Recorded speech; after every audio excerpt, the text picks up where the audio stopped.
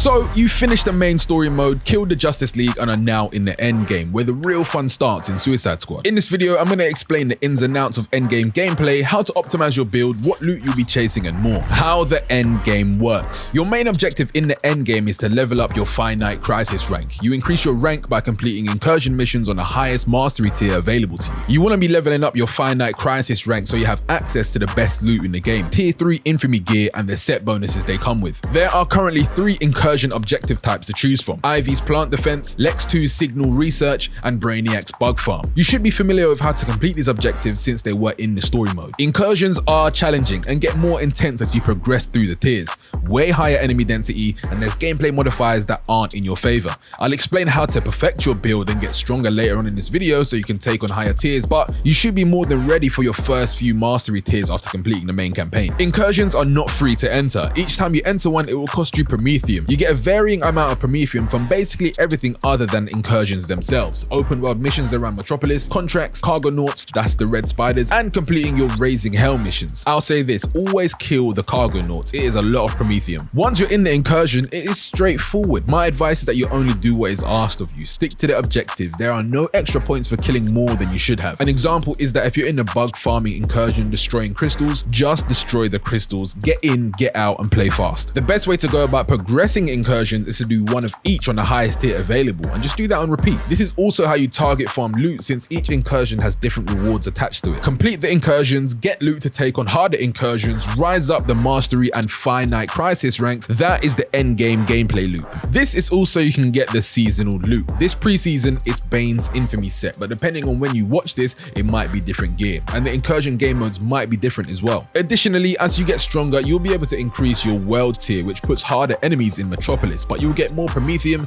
XP, new gear, and resources to craft with. Play on the hardest world difficulty to gain XP towards unlocking the next world tier. As your Finite Crisis ranks up, you also unlock an endless horde mode called Killing Time, but from my experience, it is not worth your time at all. The rewards are subpar. Also, after a certain Finite Crisis rank, you'll get to fight Brainiac again on Master difficulty. Once this mission is available, it will lock out all the other Incursions until it's completed, so get this done ASAP. But that is everything you need to know about the endgame gameplay loop. Now let's talk about gearing up and how you can dial in your builds. The endgame is tough, and if you're underprepared, you're gonna have a bad time. Let's talk about how you go about tailoring your build so it suits your playstyle perfectly and so you can deal big damage. 2 things to do first before anything else. 1, complete all of your support squad missions. There's gear, afflictions, and crafting options locked behind these missions that are very important, like the option to elite gear, supercharge afflictions, and more contract slots. 2, if you weren't already max level with a character, do that. If you are max level, I suggest resetting your skills and really honing into something in particular. Crit damage,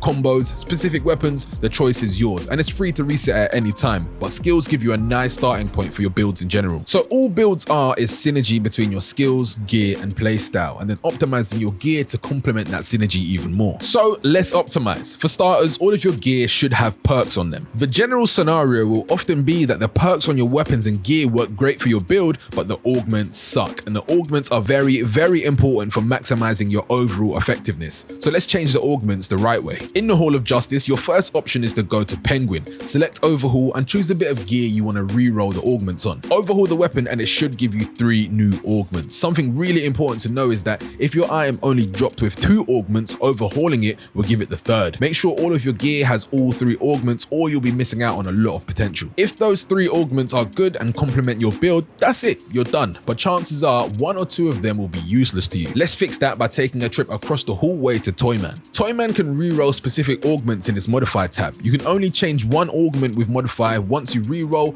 all the other augments will lock out. If you press E, you can see what augments you can potentially get and what the minimum and maximum percentages could be of that roll. Hit modify and choose something that works for you. If all the rolls are rubbish, roll again. It's pretty cheap. You want to do this with each item slot you have, your weapons, neck mods, trinkets, and so on. This is the basics of tailoring your gear, and it's a great option to choose for quick improvements to your build, but Toyman has another option, the ability to elite your gear, which gives you the option to re-roll all of the augments on a piece of gear. And this is what you're aiming towards, finding weapons and gear that you really like and then turning them into elite pieces. Mind you, it costs a lot of materials. But wait, there's more. Something that's very important to keep an eye on when you're looking out for loot to add to your builds is if it's the master variant of that gear. Master gear is essentially the best version of that item and will have higher stat percentages overall. Next is something that's a lot more important than you realize: afflictions, one of your biggest sources of raw damage. Afflictions should be one of the main pillars when considering your builds. It's easy to apply afflictions to enemies with grenades, melee, and weapons, and there's a lot of augments that buff your damage substantially against afflicted enemies. I'm talking big 40 and 50% on augments and like 700% damage boost from certain perks, which is a crazy boost to your damage. Visit Ivy in the Hall of Justice and make sure your melee and grenades have afflictions on them that suit your build. I'm a big fan of the live wire afflictions. Enemies affected by it allow you to crit anywhere on their body, and with so many crit based skills, perks, and augments in this game, it's really worth it. You can and should further improve your afflictions by supercharging them so that effects last longer on enemies. Bear in mind, this is expensive, but afflictions are where it's at for damage. Finally is the squad skill tree. Just put points wherever you feel is best. To unlock the rest of the skill tree, you need to get all of your characters to level 30. So there's your incentive to come off your main sometimes and try other characters. But that's everything you need to know about optimizing your builds. Don't be overwhelmed, change it up frequently, spend your resources, and just have fun. Suicide Squad Kill the Justice League is a live service game, so there will always be new loot to chase and new builds to master with each update, but this guide should apply regardless of when you watch it. Thanks for watching, keep it locked to 100% crit for all things gaming, and I'll see you in the next one. Peace.